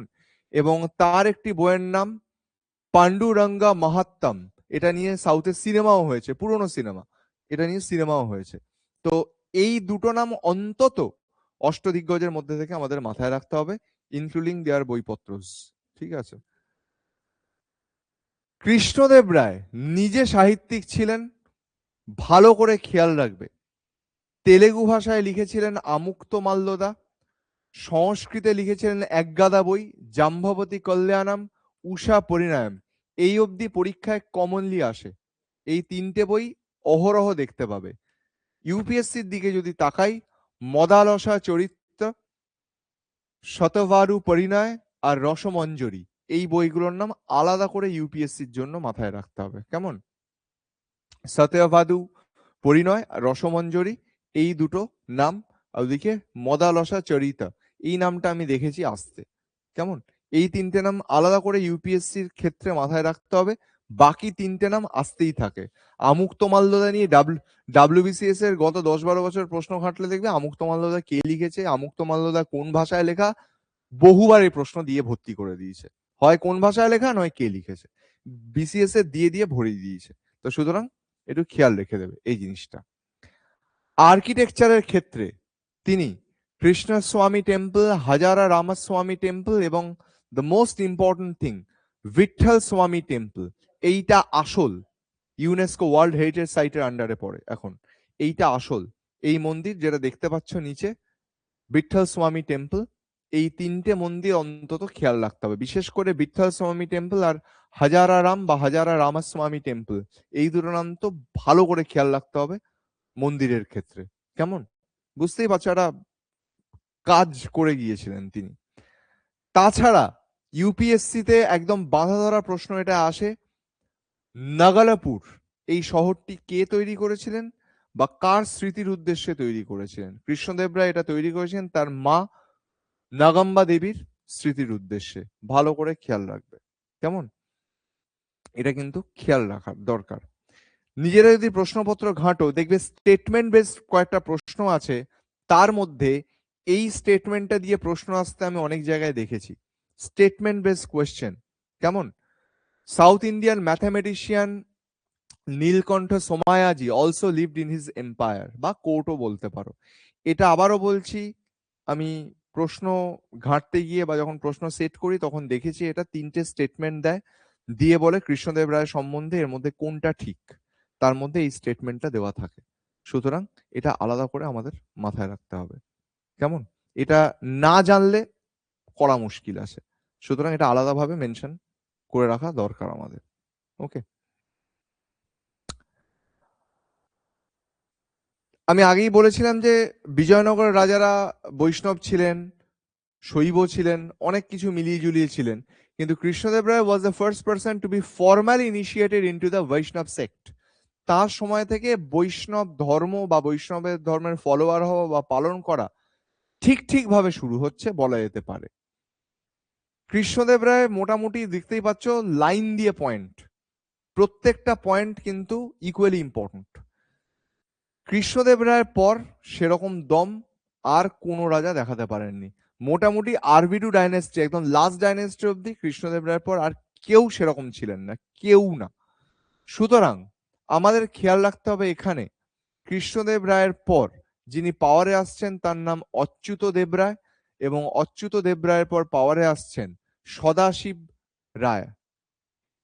এই নামটা ইম্পর্টেন্ট, কারণ এরপরে আসল দুর্ঘটনা ঘটবে। সদাশিব রায়ের মন্ত্রী ছিলেন রাম রায়, প্রচুর বয়স ছিল, বেশি পাকা লোক ছিলেন। তিনি চেয়েছিলেন ওহো এটা বাহামানি হবে, কেমন? এই বাহামানি কিংডমের যে 5টা রাজ্য তাদের মধ্যে লড়াই লাগিয়ে দিতে চেয়েছিলেন, যে নিজেরা খেউ খেউ করে মরুক, হ্যাঁ খেউ খেউ করে মরুক, সেই সুযোগে আমি, হ্যাঁ একদম। তো প্রথম দিকে তারা তাই শুরু করেছিল, পরে যখন রিয়ালাইজ করলো আরে এটা আমাদেরকে আমাদের এগেনস্টে ব্যবহার করছে, তখন 5টার মধ্যে 4টে এম্পায়ার, বিজাপুর, বিদার, গোলকোন্ডা, আহমেদনগর, বেরার এই কনফেডারেসিতে ছিল না। বেরার was out of this confederacy. এই 4টে একসঙ্গে মিলিত হয়ে বিজয়নগর এগেনস্টে যুদ্ধে নামছে 1565-তে, যে কারণে আমি শুরুতেই 1565 মেনশন করেছিলাম। তালিকোটার যুদ্ধ বা বানিহাটির যুদ্ধে বিজয়নগরকে খতম করে দিচ্ছে, রামরায়ের মুন্ডু কেটে উড়িয়ে দিচ্ছে, কেমন? এবং দেখা যাচ্ছে যে হাম্পি পুরো ডিস্ট্রয় করে দিচ্ছে, একমাত্র বিঠল স্বামী টেম্পলটা টিকে গিয়েছিল। আদারওয়াইজ ওই যে বললাম বিজয়নগর গেলে এখন ধ্বংসাবশেষ দেখতে পাওয়া যাবে, কারণ বাহমনি পুরোটা ভেঙে গুড়িয়ে দিয়েছিল সম্পূর্ণভাবে। এবং ওই দেখবে ওই কাকাবাবুর এই বিজয়নগরের হিরে গল্পেই আছে যে রামরায়ের কাটা মুন্ডু থালায় করে সুলতানের সামনে নিয়ে হাজির করা হয়েছিল, যে মেরে দেওয়া হয়েছে। এই গল্প প্রচলিত আছে, কেমন? বেহেডেড বাই হুসেন নিজাম শাহ অফ আহমেদনগর। রামরায় পাকামো মারতে গিয়ে পুরো বিজয়নগরকে ডুবিয়ে দিয়ে চলে গেলেন। এরপর বিজয়নগর আর মাথা তুলে দাঁড়াতে পারেনি। ধ্বংসাবশেষের উপর লাস্ট ডাইনেস্টি আরবিডু ডাইনেস্টি কিছুকাল রাজত্ব করছে, কিন্তু সেটা আর সেই পুরনো জায়গায় কোনোদিন ফিরতে পারেনি, সেরকম পাওয়ারফুল রুলারও আর কেউ ছিলেন না। এই ধ্বংসস্তূপের উপর ওই রামরায়ের, ওই মন্ত্রী রামরায়ের ভাই তিরুমাল আরবিডু ডাইনেস্টি প্রতিষ্ঠা করছেন, কেমন? এবং হাম্পি যেহেতু রেস্ট্রয়েড হয়ে যাচ্ছে, তিনি নতুন ভাবে একটা রাজধানী গড়ে তোলার চেষ্টা করছেন পেনুগন্ডাতে, কেমন? এবং ভালো করে আমরা অ্যাডমিনিস্ট্রেশন পরে পড়বো, কিন্তু খেয়াল রাখতে হবে যে যেহেতু রাজাদের হাতে তেমন ক্ষমতা আর নেই, সেই কারণে বিজয়নগরের রাজারা মিলিটারি চিফ বা সেনাধ্যক্ষদের উপর নির্ভর করতে শুরু করছেন। এই মিলিটারি চিফদের বিজয়নগরে বলা হতো নায়ক, কেমন? এই টার্মগুলো পরে আমরা দেখবো যখন আলাদা করে পড়বো। তিরুমলের পর পাওয়ারে আসছেন ভেঙ্কট টু, বলা হয় এই ডাইনেস্টির বেস্ট কিং। তিনি আবার সরিয়ে নিয়ে যাচ্ছেন চন্দ্রগিরিতে। কেউই কিন্তু খুব দীর্ঘদিন ধরে একই ক্যাপিটাল রাখছেন না বা রাখতে পারছেন না। আর এই বংশের শেষ শাসক ছিলেন শ্রীরঙ্গা থ্রি। এরপর আস্তে আস্তে কি দেওয়া আছে, ও আচ্ছা এখানে আর নেই। এই বিজয়নগরের শেষ হয়ে যাচ্ছে, এরপর আস্তে আস্তে আমরা দেখতে পাচ্ছি মুঘল সাম্রাজ্যভুক্ত হয়ে যাচ্ছে বিজয়নগর। ক্রমশ বিজয়নগরের আস্তে আস্তে সমস্ত এরিয়াগুলো মুঘলরা দখল করে নিচ্ছে। যদি আমরা একটু শুরুর দিকে চলে যাই, দেখতে পাবো আরবিডু বংশ 1649-এ খতম হয়ে যাচ্ছে, অর্থাৎ কার সময়কাল? শাহজাহানের সময়কাল। শাহজাহান, ঔরঙ্গজেব এই সময়টাতে পুরোপুরি আস্তে আস্তে মুঘল সাম্রাজ্যভুক্ত হয়ে যাচ্ছে। কেমন? 1658-তে শাহজাহানকে সরিয়ে ঔরঙ্গজেব ক্ষমতায় চলে আসছেন। সুতরাং এই সময়টাতে মুঘলরা পুরো বিজয়নগরের এই দুর্বলতার সুযোগে পুরোটা ক্যাপচার করে নিচ্ছে। ঠিক আছে? তাহলে এই হচ্ছে বিজয়নগরের পলিটিক্যাল হিস্ট্রি। রাজা রাজরাদের কথা, ট্রাভেলারদের কথা, এগুলো মাথায় রেখে আমাদের চলতে হবে। ঠিক আছে? ট্রাভেলারদের নামগুলোকে আলাদা করে আমাদের বের করতে হবে। আমি একটা জিনিস বলে রাখি, যেটা আমার এখন খেয়াল করছি নোটে দেওয়া নেই, তোমরা একটু নোট করে রেখো বা পারলে মাথায় রেখো।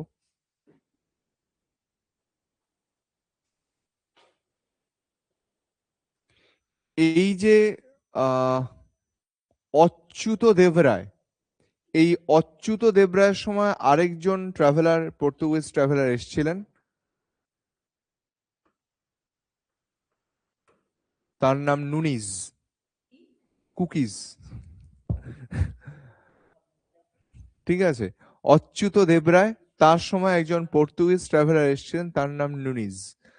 এগুলো একটু আলাদা করে না, ট্রাভেলারদের নামগুলোকে না রাজার নামের পাশাপাশি একটু আলাদা করে, হ্যাঁ, নোট থেকে বের করে একটু আলাদা করে রাখবে, তা নাইলে সমস্যা হবে। পর্তুগিজ ট্রাভেলার, কেমন? এই অচ্যুত দেবরায়ের সময় ইনি এসছে, আমার হঠাৎ খেয়াল পড়লো এটা দেওয়া নেই, ওই জন্য একটু বলে রাখলাম এটা। ঠিক আছে? প্রচুর ট্রাভেলার আছে, প্রচুর ট্রাভেলারদের নাম কিন্তু আমাদের।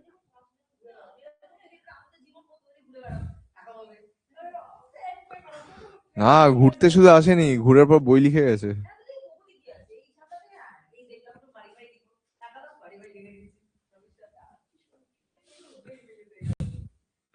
না, এটা রাজারা পাঠাচ্ছে, রাজ অনুগ্রহে আসছে।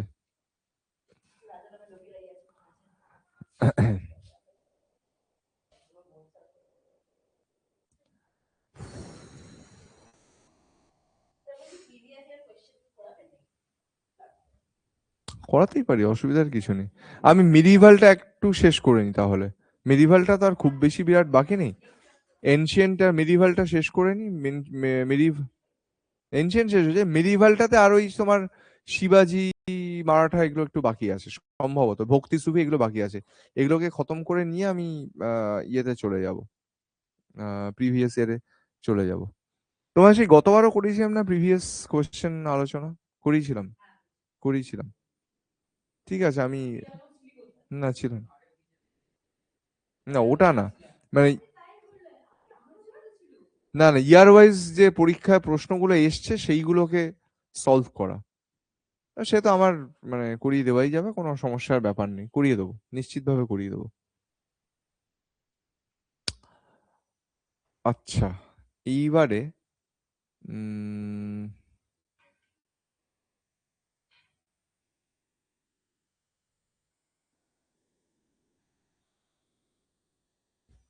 হুম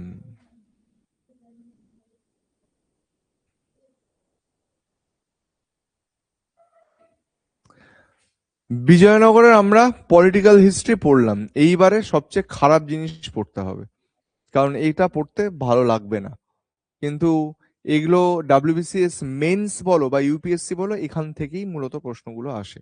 কেমন? টার্মিনোলজি দিয়ে দিয়ে পরীক্ষায় আসে। তো প্রথমে আসবো বিজয়নগরের অ্যাডমিনিস্ট্রেশনে। অ্যাডমিনিস্ট্রেশনের ক্ষেত্রে প্রথম কথা হচ্ছে, রাজারা কিন্তু স্বেচ্ছাচারী ছিলেন না, যেটা ভালো সেটার উপরে বেস করে নিজেদের ডিসিশন নিতেন। বেনিভোলেন্ট ডেসপটিজম, মানে বাংলা একটা কঠিন বাংলা আছে, জ্ঞানদীপ্ত স্বৈরাচার। ওই তো বললাম, জ্ঞানদীপ্ত স্বৈরাচার, অর্থাৎ ভালোর দিকে স্বেচ্ছাচারিতা চালাচ্ছে। শশী থারুরের ইংলিশ আমার মাথার উপর দিয়ে যায়।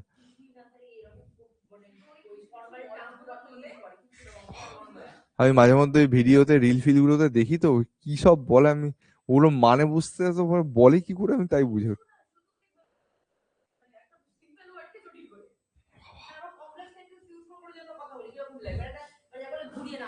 ওরকম শব্দ যে কাছে বাজারে, তাই তো আমার আইডিয়ার বাইরে।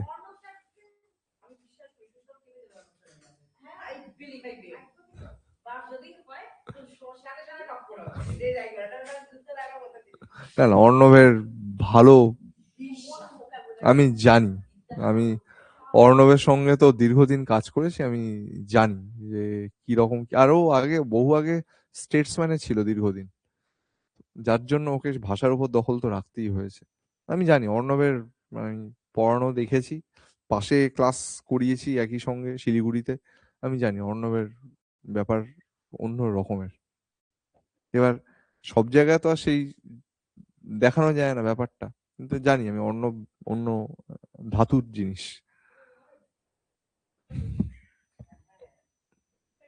হ্যাঁ, না ঠিক, অর্ণবের ব্যাপার আলাদা।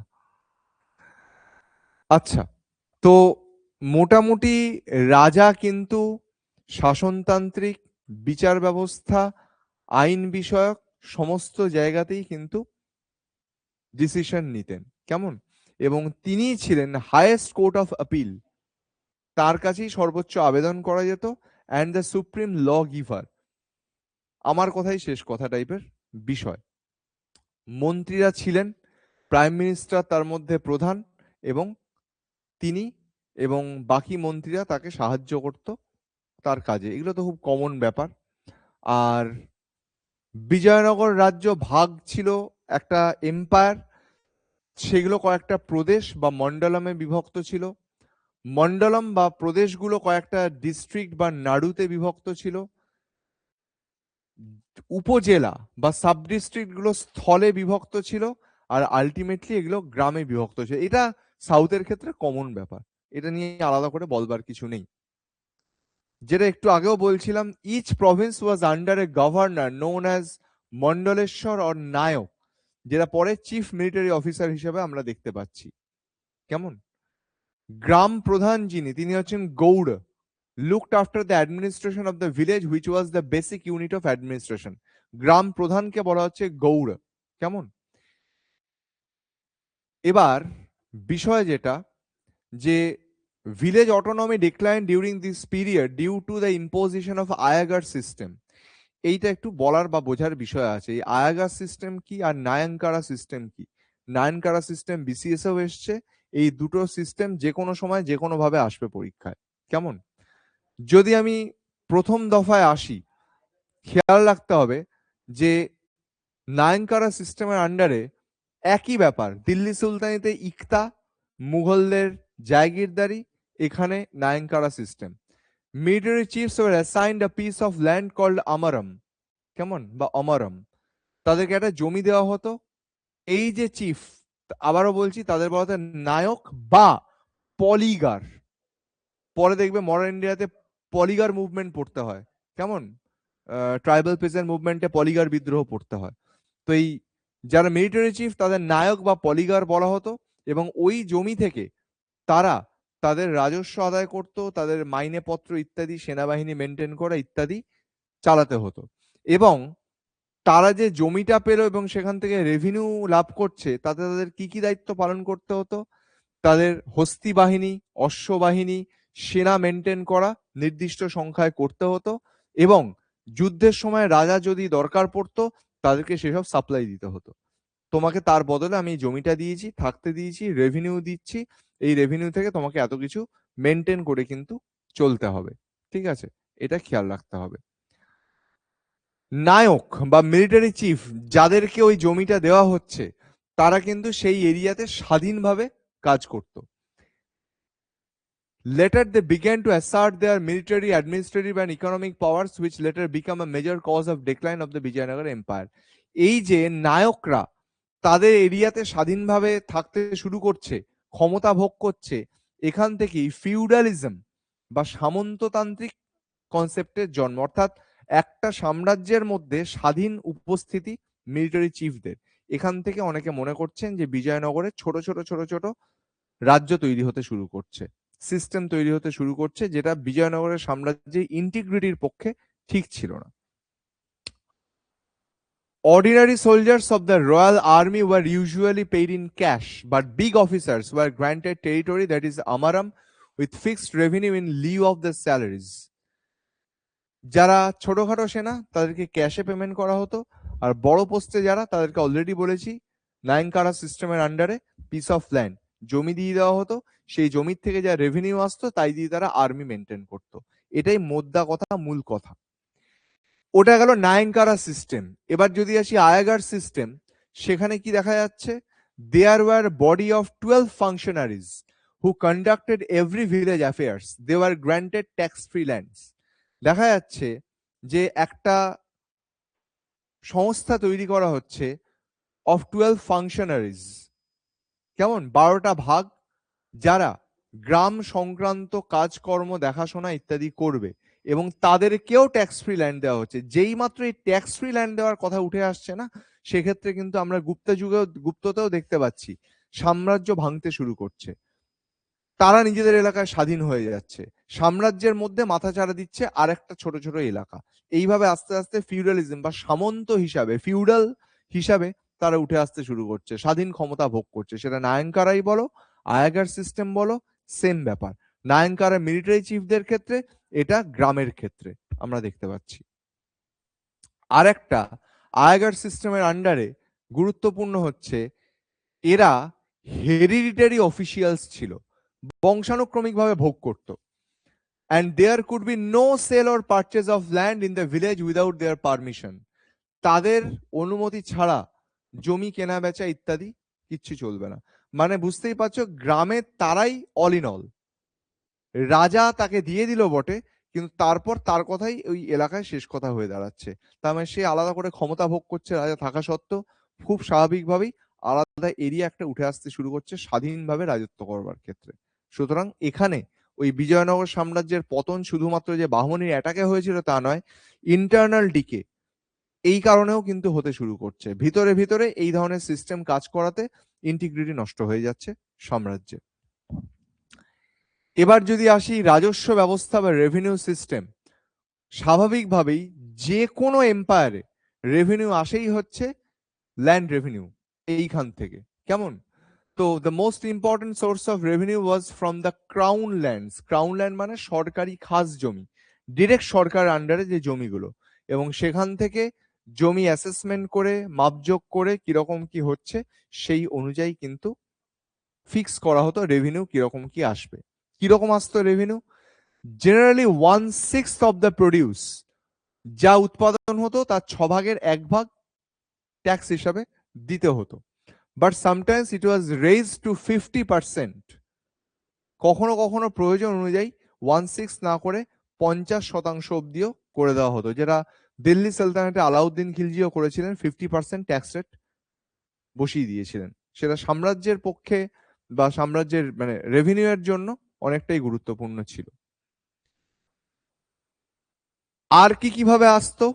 ট্রিবিউটস অ্যান্ড গিফটস, ভালো বাংলা ইউজ করা যায় উপঢৌকন, ভেট, এইগুলো কিন্তু ফিউডাল চিফ, ওই যে এরিয়ায় বসানো আছে তাদের থেকে কিছু কিছু আসছে, কেমন কলাটা মূলোটা দিয়ে যাচ্ছে এসে।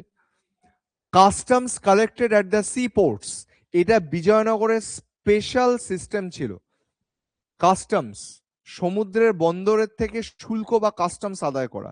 তুমি যে আমদানি করছো বা রপ্তানি করছো তার থেকে কাস্টমস দিতে হবে তোমাকে। এয়ারপোর্টে যেরকম কাস্টমস দিতে হয়, তুমি বাইরের থেকে কিছু যদি আনো, সেটা যদি শুল্ক দেওয়ার হয় তোমাকে দিতে হবে, কেমন। এইগুলো রেভিনিউ একটা রাস্তা ছিল। ভালো করে খেয়াল রাখবে, ডাব্লিউবিসিএস মেন্সেও এসেছিল এ প্রশ্ন, খুব কেউ উত্তর করে আসতে পারেনি। Prostitution was regulated and heavily taxed, কেমন, এটাও কিন্তু সেন্টার থেকে দেখভাল করা হতো এবং এটার উপর মোটা ট্যাক্স চাপানো ছিল। শুধু তাই নয়, এটা যাতে ঠিক ঠিক মেনটেন করা হয়, the police officials were called cavalgar and they were paid from the taxes collected from the brothels. ঠিক আছে, আবার বলছি, এটা কিন্তু বিসিএস মেন্সে আসা প্রশ্ন, কেমন। এই প্রশ্ন কৃষ্ণ রেড্ডির বইতে দেওয়া আছে। আমি বহুকাল আগে এইসব প্রশ্ন করে নেগলেক্ট করতাম, দেখ আজে বাজে প্রশ্ন, কিন্তু বিসিএস মেন্সে আসার পর আমি কিছুই ফেলতে পারি না, ঠিক আছে। এই প্রশ্ন যে আসবে আমি বুঝিনি। তো এই প্রশ্ন দেখবে বছর কয়েক আগে বিসিএস মেন্সে দিয়েছিল যে বিজয়নগরের পুলিশ অফিসিয়ালসদের পে করা হতো কোথা থেকে, রেভিনিউ তুলে। ব্রথেলটা সবার আগে বাদ দিয়ে দিয়েছিল সবাই, হ্যাঁ মানে প্রস্টিটিউশন থেকে ট্যাক্স তুলে পে করা হচ্ছে, এটা সবার আগে অপশনটা সবাই বাদ দিয়ে বাকিগুলো ভাবতে শুরু করেছিল। তো এটাই হচ্ছে উত্তর। এটাকে যাতে কোনো সমস্যা না হয় ঠিক ভাবে রেগুলেট করা যায়, রাজারা দায়িত্ব দিয়ে রেখেছিল পুলিশ আধিকারিকদের, এবং সেখান থেকে রেভিনিউ যাতে ঠিকঠাক আসে এটা দেখভালের দায়িত্ব। কারণ এইসব জায়গায় অনেক সমস্যা তৈরি হয়, ঝামেলা হয়, সেই সব জায়গায় ঠিকভাবে স্মুথলি নানা রকমের লোকজন আসে, বাইরের লোক আসে, বাইরের দেশ থেকে যখন লোকজন আসছে তারাও এইসব জায়গা ভিজিট করছে, কোনো রকম সমস্যা যাতে না হয় এবং যাতে ঠিকভাবে এটা মেনটেন হয়। ট্যাক্স প্রচুর বাড়ানো ছিল, ওই ট্যাক্স ঠিকঠাক কালেক্ট করা হলে পুলিশের উপর দায়িত্ব দেওয়া থাকছে যাতে তাদেরও মাইনেটা হয়। সিস্টেম কিন্তু মারাত্মক, মারাত্মক সিস্টেম। এখন যেমন আমি কলকাতার ওই এরিয়ার উপর একটা বই পড়ছিলাম, সেখানে দালালদের ভূমিকার কথা বারবার মেনশন করা ছিল, যে দালালরা এক একটা এরিয়া মেনটেন করে, তাদের থ্রু দিয়ে যেতে হবে। তুমি খুব উঁচু জায়গায় যেতে চাও বা নিচু জায়গায় যেতে চাও, তাদের থ্রু দিয়ে তোমাকে যেতে হবে। তো এই সিস্টেমটা অনেকটা সেন্ট্রালাইজ সিস্টেম ছিল, কেমন? তো এটা একটা রাজ্যের জন্য খুব ভালো কন্টিনিউ করার জন্য বা জিনিসটাকে রেগুলেট করার জন্য। আবারও বলছি, এই পয়েন্টটা আর এই পয়েন্টটা ভালো করে খেয়াল রাখবে, পরীক্ষা যেহেতু এসে গেছে তো সুতরাং অ্যাভয়েড করা যাবে না এটাকে, কেমন? A class of weavers and barbers were exempted from taxation. কেমন? উইভার মানে কি বলে জানো? তাঁতি, তাঁতি আর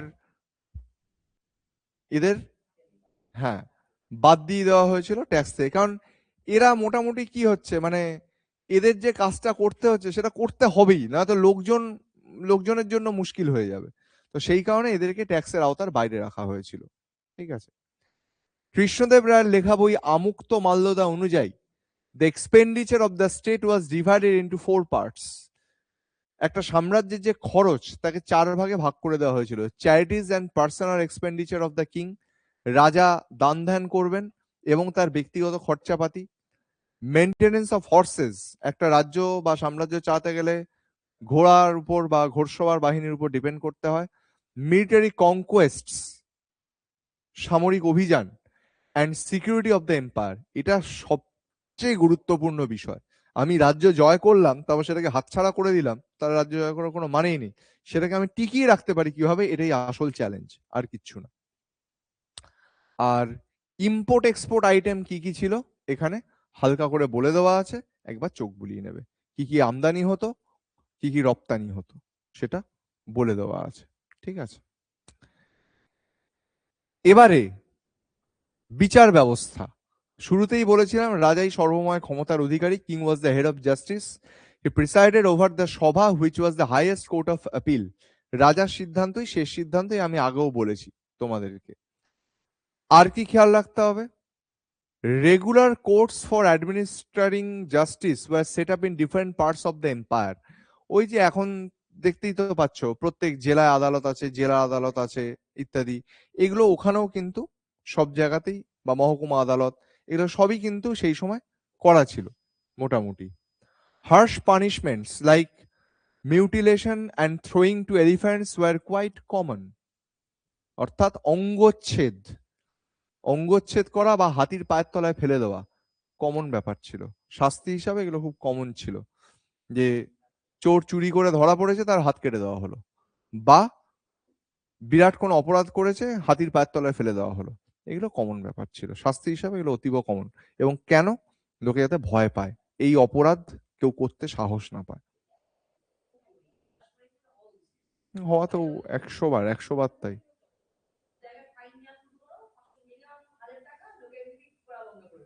এবার তার জন্য নজরদারিও দরকার। নজরদারি তো, নজরদারি থুর,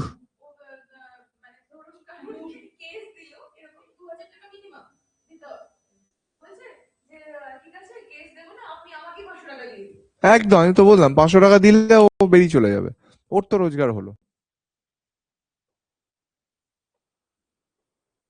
আমি একবার স্প্ল্যানেড ক্রসিং এ আমি বাড়ির গাড়িতেই যাচ্ছি, স্প্ল্যানেড ক্রসিং থেকে ডান দিকে ওই রাসমণি রোডের দিকে বাঁকবো, সিভিক দাঁড় করিয়ে দিয়েছে ওখানে, বললো স্যার ডাকছে চলে যান।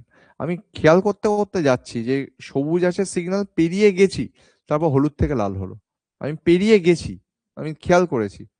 গেলাম আবার ওই কিয়স্কে, পুলিশ অফিসার অতি ভদ্র লোক, সে আমি যে সঙ্গে গেছি আমার দিকে তাকালোই না, ড্রাইভারের উপর চোটপাট করতে শুরু করলো। হ্যাঁ, ওনারা তোমাকে দায়িত্ব দিয়ে নিয়ে যাচ্ছেন, তুমি দেখবে না?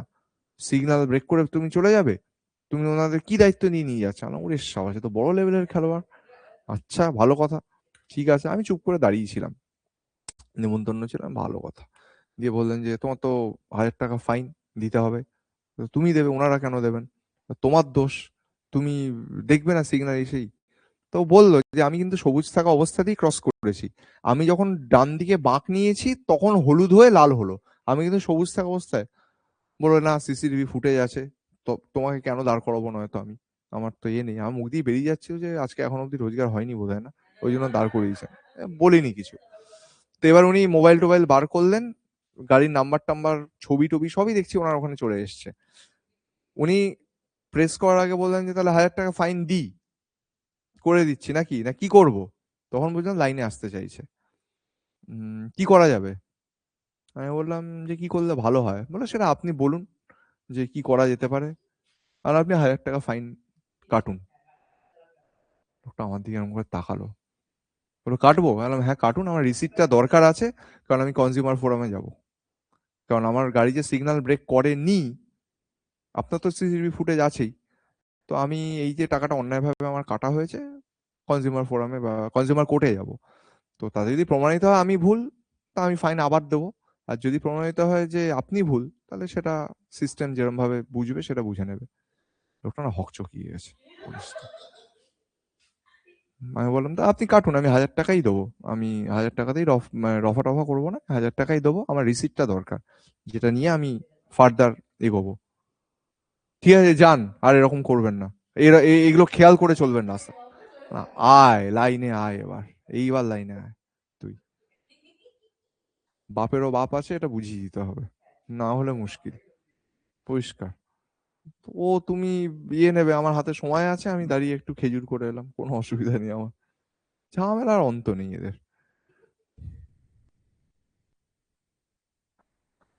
আচ্ছা, একই কথা বারবার বলা আছে, পদাতিক সেনা, এই অশ্বারোহী সেনা, পদাতিক সেনা আর হস্তি বাহিনী, এই সমস্তই ছিল। আবারও এখানে রিপিট করা আছে, টপ অফিসার বা মিলিটারি অফিসারদের নায়ক বলা হচ্ছে। এই টার্মটা ভুলো না, বহুবার এখন অব্দি পেয়েছি নায়ক কাদের বলা হয়। এটা কিন্তু ডাব্লিউবিসিএস এও এসেছে, যে বিজয়নগরের নায়ক বলতে কাদের বোঝানো হয়। প্রিলির কোশ্চেন পেপার ঘাটবে, দেখবে নায়ক কাদের বলা হয়, কোশ্চেন এসছে। ঠিক আছে, সমাজ ব্যবস্থা বা সোসাইটির দিকে যদি আমরা আসি, তাহলে দেখতে পাবো যে আল্লাসানি পেড্ডান তার যে মনুচরিতম গ্রন্থের কথা আমি বলেছিলাম অষ্টদিগ্গজদের মধ্যে একজন, সেখানে তিনি খুব স্বাভাবিকভাবেই চারটে যে কাস্ট, ব্রাহ্মণ ক্ষত্রিয় বৈশ্য শূদ্র, সেটার কথাই মেনশন করে গেছেন। এবার সেটাকে যদি আমি একটু ডিটেলসে যেতে চাই, নামগুলো আলাদা হয়ে যাচ্ছে। বিপ্রলু বা ব্রাহ্মণ, এই টার্মগুলোকে আমাদের আলাদা করে মাথায় কিন্তু রাখতে হবে। বিপ্রলু বা ব্রাহ্মণ যারা পুরোহিত, এবং কিছু কিছু ক্ষেত্রে বিজয়নগরে এটা অদ্ভুত ব্যাপার। হ্যাঁ, আচ্ছা, বিজয়নগরে এটা অদ্ভুত ব্যাপার, এই ব্রাহ্মণরা প্রিস্ট হিসাবে কাজ করলেও কখনো কখনো পারফর্ম ডিউটিজ অফ সোলজার্স, এই কাজও তাদের নিতে হতো, অ্যান্ড অ্যাডমিনিস্ট্রেটরস। ঠিক আছে,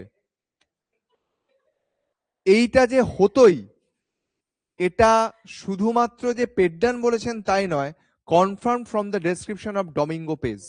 ডমিঙ্গো পেজও কিন্তু একই কথা বলে আসছেন।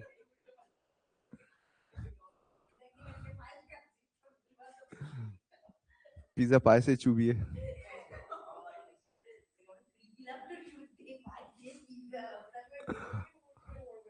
ও মা, আমার এক বন্ধু ছিল, সে চাউমিন খেতে খুব ভালোবাসতো। এবার আমি একদিন রুটি খাচ্ছিলাম, আমার থেকে একটা রুটি নিয়ে চাউমিন দিয়ে খেয়ে নিল। রুটিতে চাউমিন মাখিয়ে খেয়ে নিল, হ্যাঁ সে তাও মেনে নিলাম। ও উত্তাপম টাইপের যেটা, হ্যাঁ হ্যাঁ, বুঝতে পেরেছি। ও ঝাল, মিষ্টি সুজি খাওয়াই যায়, কচুরি বা লুচি দিয়ে মিষ্টি সুজি খাওয়াই যায়। আমি দেখি রুটি দিয়ে চাউমিন তুলে খেয়ে নিচ্ছে।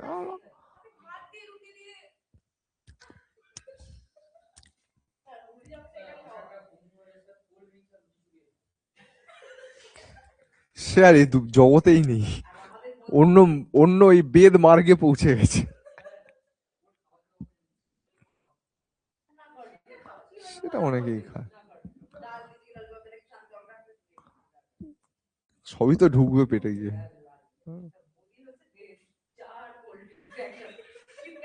পেট পেট ছেড়ে যাবে।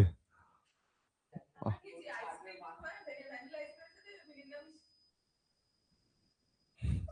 শুনে আমার পেট শুনে আমার পেট গুড়গুড় করছে, এমনি আমার পেটে ইনফেকশন, তা আমাদের পেট গুড়গুড় গুড়গুড় গুড়গুড় করে উঠলো। আর 5 মিনিট এসব বললে বাথরুমে দৌড়তে হবে।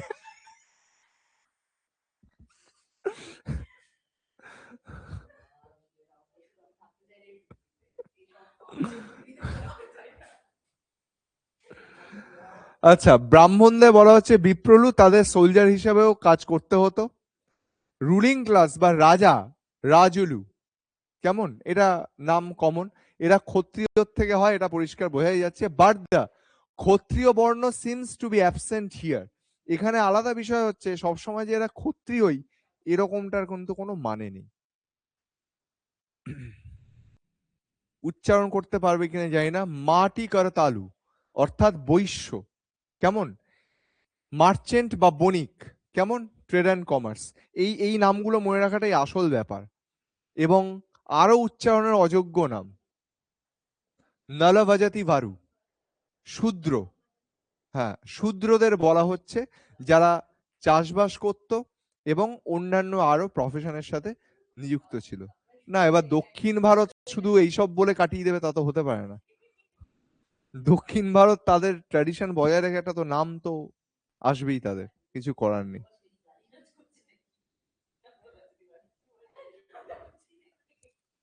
তাহলে এই চারটে কিন্তু খেয়াল রাখতে হবে। একই ব্যাপার, ব্রাহ্মণ ক্ষত্রিয় বৈশ্য শূদ্র, কিন্তু তাদের পার্টিকুলার টার্ম গুলো মাথায় রাখতে হবে। নারীদের অবস্থান বিজয়নগরে অত্যন্ত সম্মানজনক ছিল, এবং সেটা যে ছিল তা কিভাবে আমরা বুঝতে পারছি, কয়েকজন গুরুত্বপূর্ণ নারীর নাম মাথায় রাখতে হবে। যেমন Hannamma was a prominent scholar in the court of Devaraya two. বিদ্যান বা বিদুষী, বিদ্যান বলা যাবে না, বিদুষী ছিলেন। Tirumalamma was a distinguished poet in Sanskrit in the reign of Achyuta Devaraya. মহিলা কবি ছিলেন তিনি, তার বোঝাই যাচ্ছে তারা একটা উঁচু ক্লাসে বিলং করতেন। ওই যে অচ্যুত দেবরায়ের সময় বললাম নুনিজ এসছিলেন, ও এখানে বলাই আছে অচ্যুত দেবরায়ের সময় এসেছিল, আমি ওখানে বললাম, যাই হোক এখানে বলা আছে আলাদা করে, ঠিক আছে, তাও নোট করে রাখা ভালো। অচ্যুত দেবরায়ের সময় যে নুনিজ এসছিলেন তিনি কিন্তু লিখে গেছেন যে a large number of women were employed in royal palaces as dancers, servants etcetera. নারীদেরকেও রীতিমতো অ্যাপয়েন্ট করা হতো রাজপ্রাসাদের বা রাজ পরিবারের কাজের ক্ষেত্রে। এমনকি some women were also wrestlers. এবং এই রেসলারদের কি কি কাজে অ্যাপয়েন্ট করা হতো? অ্যাকাউন্টেন্ট, জাজেস, bodyguards and even went to the battle fields. তাহলে বুঝতেই পারছো নারীরা বিজয়নগরে কিন্তু একটা বড় রোল প্লে করছে, কেমন। ডমিঙ্গো পেস বলে গেছেন যে দেবদাসী, দেবদাসী মানে যাদেরকে তাদের পরিবারের যেসব মেয়েদেরকে তাদের পরিবার ছোটবেলার থেকেই মন্দিরে উৎসর্গ করে দিয়েছে, সেই দেবদাসীদের কিন্তু রেসপেক্টেবল পজিশন ছিল সোসাইটিতে, কারণ দেবতার প্রতি তারা নিবেদিত, তাদের জন্য রেসপেক্ট সমাজে রাখা থাকতো। এই ধরনের প্রশ্নগুলো অনেক জায়গাতেই আসে যে অমুক জায়গায় উইডো রিম্যারেজ ছিল, বা অমুকটায় এর মধ্যে কোনটা ছিল বা ছিল না। The state encouraged widow remarriage, অনেক আধুনিক ছিল, কেমন। Sati system was there in the Vijayanagar empire. Satikal or Sati Virakal inscription gives us evidence of one Malgoura committing সতী। এইটা একটা কাস্ট বলবো বা, হ্যাঁ ট্রাইব বা কাস্ট, সে যে, হ্যাঁ একদম, এইটা কিন্তু খেয়াল রাখবে যে সতীদাহ প্রথা ছিল, এবং সেটা এই ইনস্ক্রিপশন থেকে আমরা জানতে পাচ্ছি যে এরকম ঘটনা ঘটেছে। বিজয়নগরে উইডো রিম্যারেজও ছিল, সতী সিস্টেমও রীতিমতো ছিল। ইনফ্যাক্ট রাজারা অত কিছু বিরাট যে সবকিছু বড় উঁচু লেভেলের মেনটেন করে চলতেন তা নয়। কৃষ্ণদেব রায় স্বয়ং ম্যাড চিন্না দেবী সভার একজন সদস্যা ছিলেন বা সাধারণ একজন মহিলা ছিলেন, তাকে অবধি বিবাহ করেছিলেন। কিন্তু ওই তো বললাম যে এটা খেয়াল রাখতে হবে যে শুধুমাত্র উঁচু ফ্যামিলি বা আহ, রাজ পরিবারের মধ্যে থেকে বিয়ে হচ্ছে এমনটা নয়, তারা কিন্তু সাধারণের মধ্যে থেকেও এই ধরনের কাজগুলো করবার চেষ্টা করতেন। ও আচ্ছা, বাহ, এটা হেভি ব্যাপার, এটা আমি জানতাম না। যাওয়ার ইচ্ছা আছে, যাওয়ার ইচ্ছা আছে এবার। ও বাবা, হ্যাঁ হ্যাঁ, তোমার ওই সেই বাবা, মারাত্মক জিনিস, হুম, মারাত্মক জিনিসপত্র ওইটে। না না, করেছো, পড়াশোনাটা তো হয়ে গেছে এই ফাঁকে, ব্যাস, ওটাই দরকার, লিখতে গিয়ে পড়া হয়ে গেছে।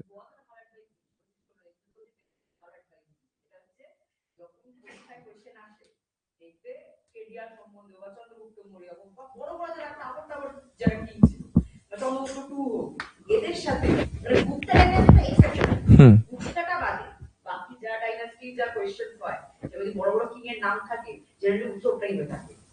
আচ্ছা, হ্যাঁ হ্যাঁ, সেটা ঠিক কথা।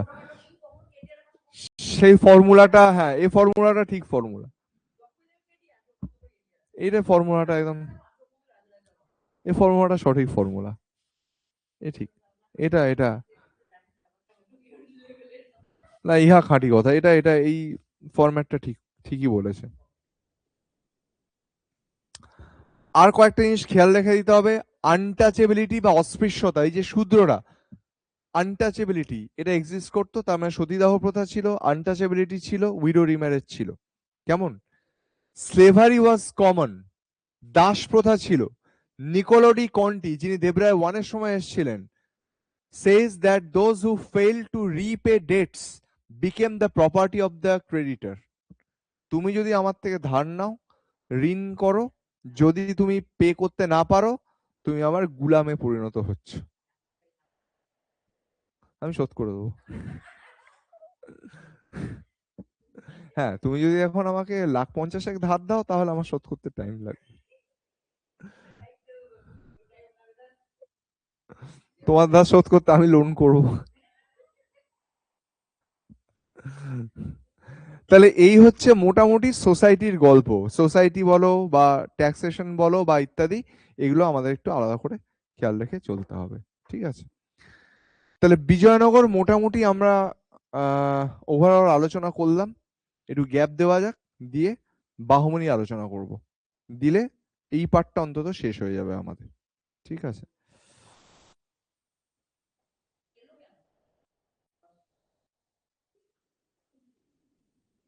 আচ্ছা দাঁড়াও, আরো একটা পার্ট আছে, সেটা পরেই করবো, কোনো অসুবিধা নেই।